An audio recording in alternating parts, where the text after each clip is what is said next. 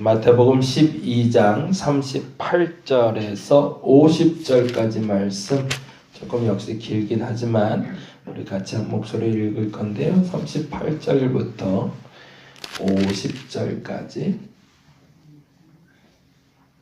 말씀드린 대로 처음 보여주신 길이 바른 길이에요. 딴 길 잡고 보려고 하지 마시고 처음에 택하신 길로 가시기 바랍니다. 더 좋아 보이는 길이 있는데 별로 좋은 길 아니에요. 그걸로 가지 마세요. 38절입니다. 38절 같이 한 목소리로 읽도록 하겠습니다. 그때에 서기관과 바리새인 중 몇 사람이 말하되 선생님이여 우리에게 표적 보여주시기를 원하나이다.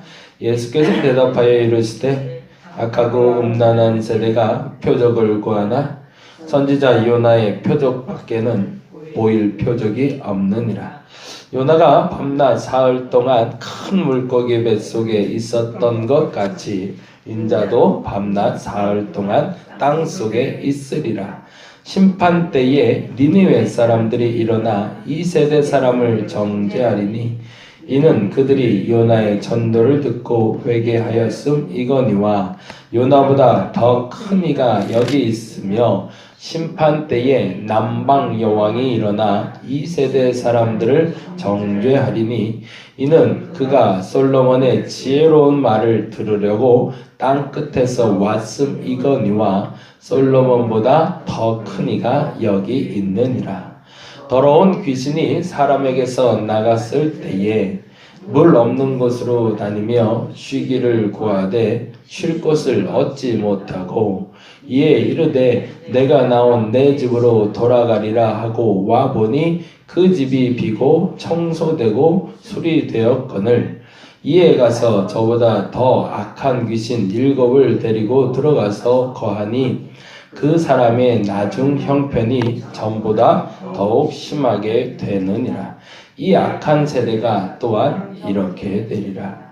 예수께서 무리에게 말씀하실 때에 그의 어머니와 동생들이 예수께 말하려고 밖에 섰더니 한 사람이 예수께 여짜오되 보소서 당신의 어머니와 동생들이 당신께 말하려고 밖에 서 있나이다 하니 말하던 사람에게 대답하여 이르시되 누가 내 어머니이며 내 동생들이냐 하시고 손을 내밀어 제자들을 가리켜 이르시되 나의 어머니와 나의 동생들을 보라. 누구든지 하늘에 계신 내 아버지의 뜻대로 하는 자가 내 형제요 자매요 어머니이니라 하시더라. 아멘. 46절에서 50절 말씀을 보면서 제자들이 얼마나 기분이 좋았을까 생각 한번 해보시면 좋겠습니다. 어머니하고 동생들이 와서 예수의 형제다, 예수의 가족이다 라고 말하고 있는데 사실은 이 부분은 조금 오해가 좀 생길 수 있었던 부분인 게 뭐냐면 예수를 귀신이 들렸다라는 표현이 나오잖아요. 그 말을 듣자 깜짝 놀란 거죠. 엄마 입장에선. 내 아들이 사실은 마리아 입장에서는 육신의 어머니니까 내 아들이 귀신 들렸다는데 놀라지 않을 엄마가 어디 있어요. 그래서 애들 대동하고 뛰쳐나온 겁니다. 급하게 나와서 본 거죠. 우리 애가 귀신 들렸다니 그게 무슨 말이야 라고 뛰쳐나온 상황인데 그 놀란 가슴 추스리고 계실 때 예수께서는 이 모든 상황을 함께 겪고 있는 제자들에게 일침을 가해 주시는 거죠. 정말 멋진 표현이에요. 지금은 계속 욕하고 있는 상태잖아요. 비난하고 바리새인과 서기관들이 예수를 비난하며 귀신이라 말하고 있고 비방하고 어떻게든 해코지하려고 그리고 편가르기를 하려고 하는 그때에 나는 너희들 편이야. 너희들은 내 편이야. 너희들밖에 없어 라고 제자들에게 직접 손으로 가리켜서 말씀하여 주시는 장면이 바로 46절에서 50절입니다. 그러니 제자들의 마음이 얼마나 행복했을까. 아, 예수님이 나밖에 없대. 제가 목회하면서 나중에 여러분밖에 없었습니다 라면 얼마나 행복할까요? 그런 사람이 있는 사람이, 그러니까 우리가 그런 말 많이 하잖아요. 사람이 남아야 된다고. 재산이 남지 말아야 되고 재물이 남지 말아야 되고 권력이나 명예가 남는 것이 아니라 나중에 죽을 때 사람을 남길 수 있다면 그게 진짜라고. 어찌 보면 그게 가장 행복한 일이 아닐까라는 생각 해봅니다. 저와 여러분이 지금 무엇을 남길 수 있을까 고민하는 분이 있다면 오늘 그렇게 기도할 수 있으면 좋겠습니다. 하나님, 내가 사람을 남기게 해달라고. 내 아이를 정말 온전한 아이로 남길 수 있게 해달라고. 내 아이에게 재산을 물려주는 것, 그리고 권력을 물려주는 것, 그게 다 세상에서 손가락질 당할 수 있는 일이지만 그러나 사람을 남기게 될 때는 그것은 사람들에게 진정한 인정을 받을 수 있는 길이니까. 예수님은 끊임없이 그 일을 하고 계신 거죠. 넌 뭘 남길 거냐? 나는 사람을 남겼는데 라고 얘기하고 계십니다. 오늘은 두 가지 이야기를 조금 좀 하고 마무리했으면 좋겠는데 38절에서 42절까지가 첫째고요. 43절에서 45절까지가 두 가지 이야기입니다. 38절을 이해하려면 어제 읽었던 본문을 조금 이해를 해야 되는데요. 38절 한번 같이 읽어볼까요? 38절 읽겠습니다. 그때에 서기관과 바리새인 중 몇 사람이 라는 말에 줄을 좀 한번 해놓을까요? 그때가 언젠지 서기관과 바리새인 몇 사람이에 줄을 치면서 같이 한번 보면 좋겠어요. 그럼 그때는 언제를 얘기할까요? 서기관과 바리새인 몇 사람이 와서 예수가 바알세불에 힘있지 않고는 귀신을 쫓아내지 못한다라는 이야기를 하고 있는 바리새인을 보고 있을 때죠. 몇몇이 같이 왔는데 무리지어 왔는데 사람 마음이 다 다르잖아요. 제가 요번에 깜짝 놀란 일이 하나 있었는데 요번에 베트남에 저희 처가 식구들이 같이 한번 놀러 갔다 온 거거든요. 그래서 한 12명이 갔는데요. 정말 깜짝 놀란 게 뭐냐면 12명이 그 공항에서 출발하기 전에 저녁을 먹고 출발했어요. 근데 한 명도 똑같은 걸 안 시키더라고요. 와, 이런 가족 처음 봤어요. 어떻게 애들까지도. 와, 그래서 야, 이런 식이구나 우리가. 그래서 다 각계전투에 다. 그래서 그 보통 주문 그렇게 하잖아요. 12명이면 설렁탕 6개 뭐 이렇게 나가잖아요 보통. 저도 있는데 아니 다 달래 다. 그래서 12개. 근데 더 대단 깜짝 놀란 건 뭐냐면 그 사람이 주문표를 안 보고 다 외워가더라고요. 그래서 와, 저 사람이 더 대단하다. 그러면서 착착착착 갖다 주는데 그래서 아, 이게 우리 가족 성격이구나. 그러고서 왔습니다. 사람마다 다 달라요. 바리새인들이 왔다고 다 욕할 거는 사실은 아니었던 거죠. 그들 중에도 궁금했던 사람이 있고, 그들 중에도 나은 사람이 있고, 그들 중에도 정말 예수를 욕하고 싶었던 사람이 있었던 거죠. 근데 그들 중에 첫 번째는 무조건 욕하는 사람, 바알세불이야 라고 단정 짓는 사람이 있었다면 두 번째 사람이 있었는데 38절의 사람들이었던 겁니다. 38절 같이 한번 읽어볼까요? 그때에 서기관과 바리새인 중 몇 사람이, 그러니까 그때는 언제? 그들이 예수를 비방하고 있을 때 서기관과 바리새인 중 몇 사람이 말했습니다. 뭐라고요? 뭐라고 돼 있죠? 선생님이여 우리에게 표적 보여주시기를 원하나이다. 좋은 의도일까요? 나쁜 의도일까요? 이 표적을 구하는 사람들은 크게 두 가지 경우입니다. 믿고 싶어서, 믿기 싫어서. 이거를 구분해낼 수 있어야 됩니다. 그러니까 이렇게 표현해 주면 좋겠는데 기대감인가 선입관인가. 내가 표적을 보고 예수를 더 깊이 알고 싶은 기대감을 가지고 표적을 구하는 이에게는 주께서 허락해 주십니다. 병이 낫기를 원해서 사람들이 왔어요. 그런데 그들 중에서 정말 간절히 그 병이 나음으로 말미암아 예수를 쫓기 원하는 사람들이 있었습니다. 삭개오와 같은 사람들은 비방받는 사람들이었지만 그가 예수를 만난 순간 모든 것을 버릴 각오를 한 사람이었습니다. 그들에게는 표적이 나타납니다. 그런데 그 기대감이 아니라 선입관을 가지고 네가 할 수는 있겠어? 네가 예수는 맞아? 너 메시아 맞아? 라는 선입관으로 믿지 못하겠다고 가지고 오는 표적은 결코 용납하지 않으시겠다는 겁니다. 그 말은 무슨 말일까요? 돼지 목에 진주와 같은 거니까. 어울리지 않는 은혜가 내게 임했을 때 그 은혜는 하등 도움이 되지 않는다는 겁니다. 보통 예수 믿는 분들에게 그런 얘기들 많이 해요. 뭔가 좀 뚜렷한 표정이 있으면 예수 믿겠다고.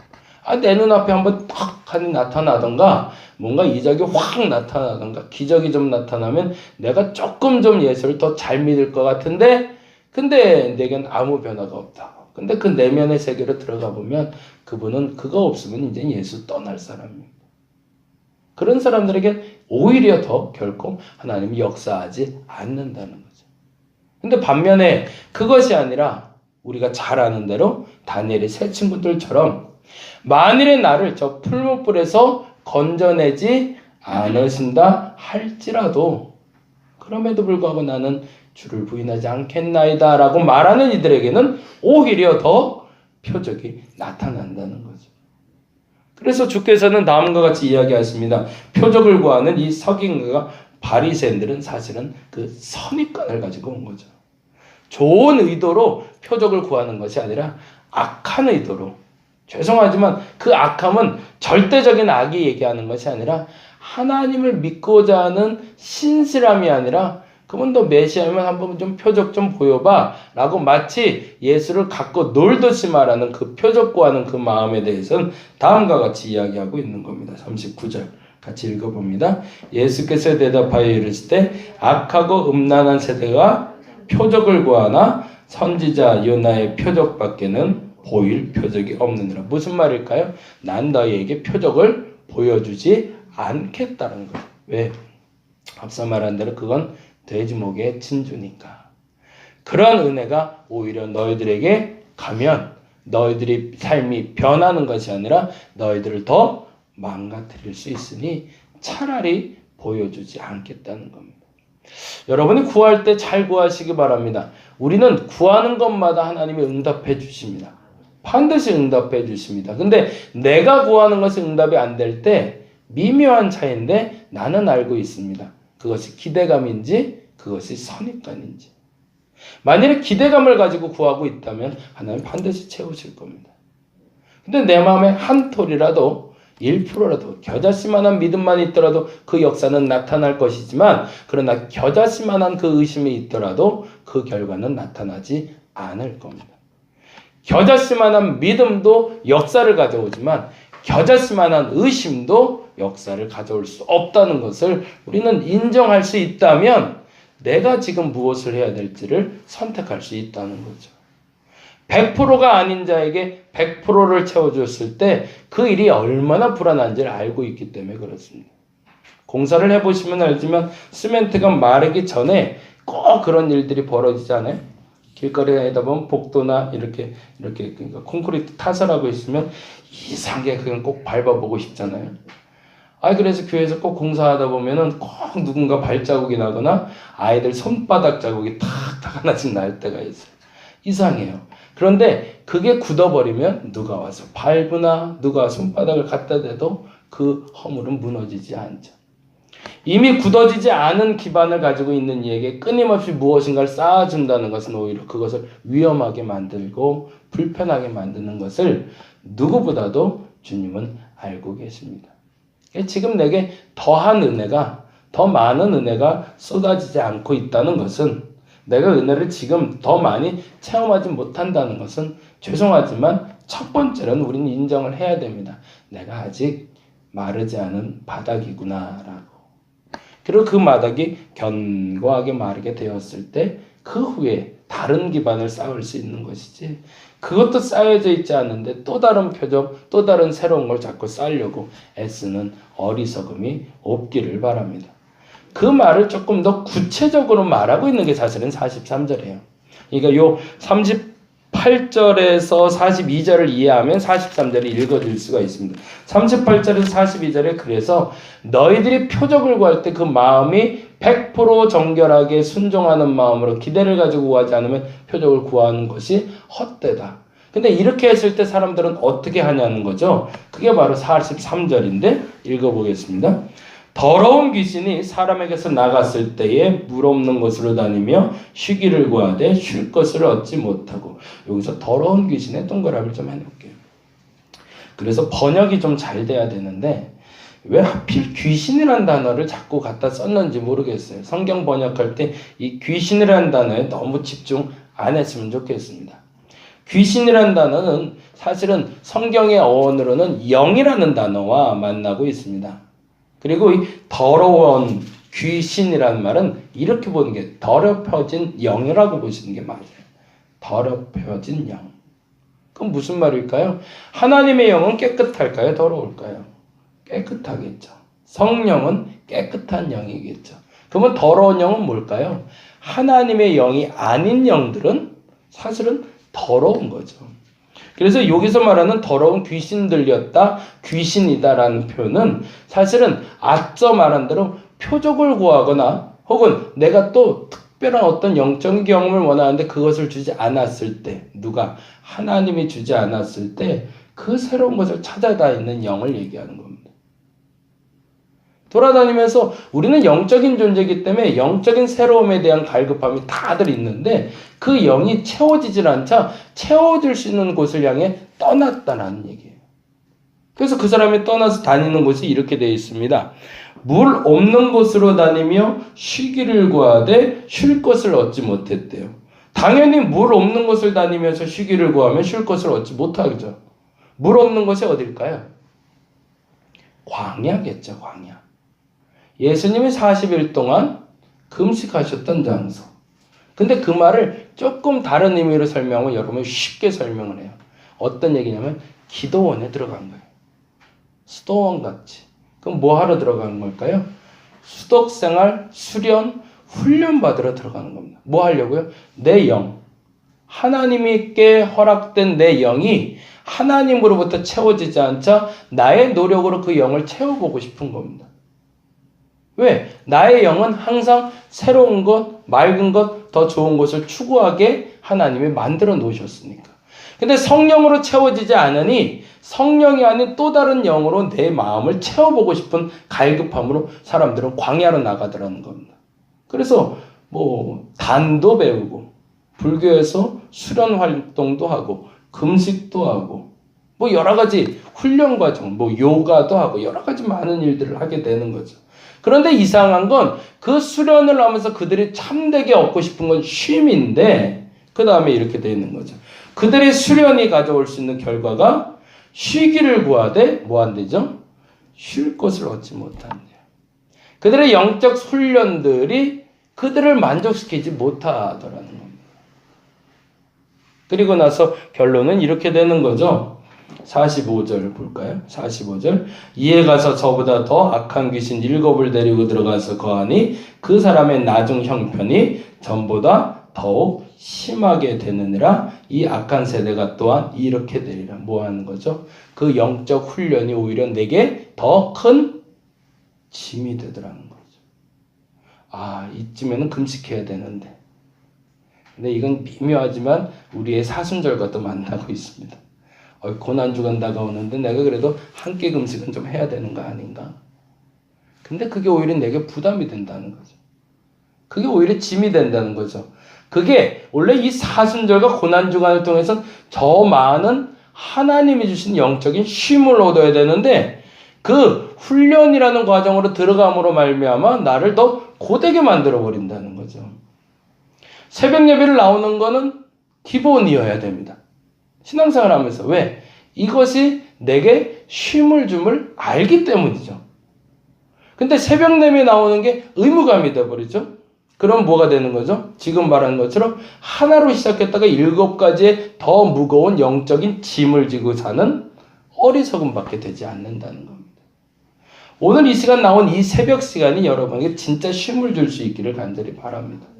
그거 얻으러 나온 거잖아요. 그렇죠? 이게 어떤 누구에게 보여주려고 나온 거나 누구의 어떤 의무감으로 나온 게 아니라 진짜 하나님 안에서 참된 쉼을 얻기 위해서 나온 자리가 이 자리라면 이 자리에서는 다 털어버리시기 바랍니다. 그리고 주께서 말씀하십니다. 그 노력이 헛된 것이라고. 광야에 나가 물 없는 곳을 다니며 쉬기를 구해봐야 그거 다 헛된 거라고. 그거 구하지 말라고. 그게 오히려 또 잘못된 표적이라는 거죠. 오늘 이 시간 다 한번 내려놓으시기 바랍니다. 내가 할 수 있는 일이 생각보다 더 없습니다. 내가 할 수 없다 하실 때 하나님이 일하기 시작하십니다. 너무 잘 알고 있는데 잘 안 하는 거죠. 그래서 오늘은 이렇게 고백했으면 좋겠어요. 하나님, 난 정말 할 수 없습니다. 하나님, 나를 통해 일하여 주옵소서. 그리고 내게는 그 참된 쉼을 허락하여 주시옵소서. 그 마지막은 아까 처음 말씀드린 난 너밖에 없어 라는 말을 듣는 겁니다. 오늘 그 말을 들을 수 있는 저와 여러분 되시길 간절히 바랍니다. 기도하겠습니다. 하나님 안에 참된 안식 누리게 하여 주시옵소서. 기대감을 가지고 늘 하나님 앞에 나오게 하여 주시옵소서. 오늘은 어떤 특별한 은혜가 있을까? 오늘은 어떤 특별한 감사가 있을까? 그 기대를 가지고 살아가게 하여 주옵소서. 사람들이 구하는 표적이나 영적인 훈련에 너무 매몰되지 말게 하여 주옵소서. 그것을 위해서 우리가 새벽 예배를 하거나 기도하는 것이 아닙니다. 나를 단련하면, 나를 훈련하면 나아질 것 같고 보다 더 좋은 것을 얻을 것 같은데 안타깝지만 그것이 나를 더 쉬지 못하게 만듭니다. 오늘 새벽 예배 안에서 이렇게 됐나? 오늘 헌금 안에서 내가 이런가? 내가 오늘 기도 안에서 이렇게 찌뿌둥한가? 그 모든 것이 짐이 되어버린 신앙은 오히려 더 악한 것임을 다시 한번 알게 하여 주옵시고, 의무감으로 신앙생활이 아니라 참된 쉼을 위해서 하나님께 나올 수 있는 저들 되게 하여 주시옵소서. 그리고 오늘 그 쉼을 얻어가게 하여 주옵소서. 저들을 토닥여 주옵시고 위로하여 주옵시며 저들이 하나님 안에 누릴 수 있는 정말 멋진 그 쉼을 누리는 오늘 한 날 되게 하여 주시옵소서. 주님께만 머물기 원합니다. 주님께 머무는 짧은 시간이지만 이 시간을 통해서 역사하여 주시옵소서. 감사합니다. 고마우신 예수님 이름으로 기도드렸습니다. 다 같이 기도하고 돌아가도록 하겠습니다.